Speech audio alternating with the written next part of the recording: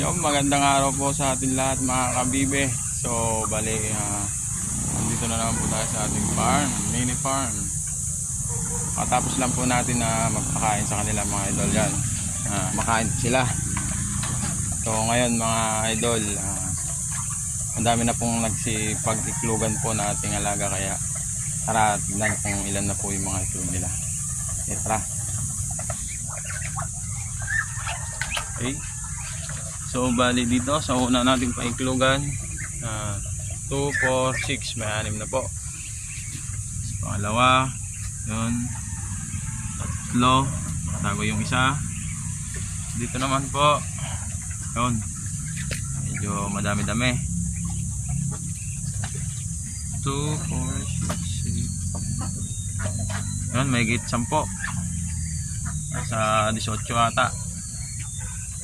Yan, kulang-kulang 20 mga idol. Yan. So, medyo madami-dami na naman yung ating mga iklog, mga kadibe.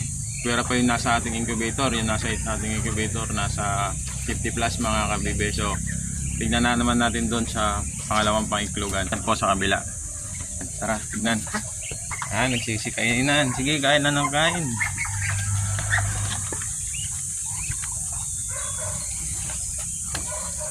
Oh.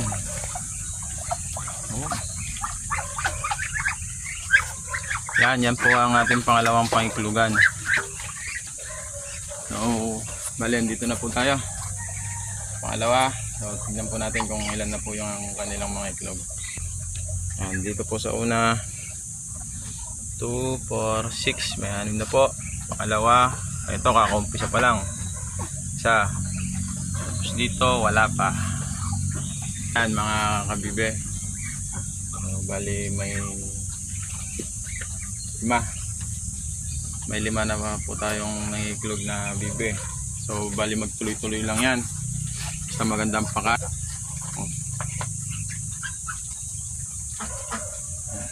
Basta magandang pakain mga idol, mangitlog at mangiklog yung mga yan.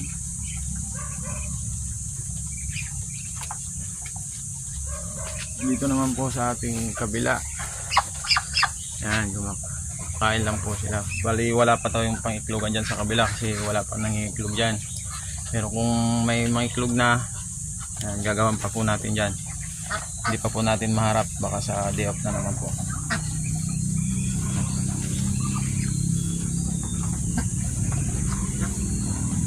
Okay mga idol, maraming salamat muli sa inyong panonood ng aking munting vlog. Maraming salamat sa mga nagsusuporta.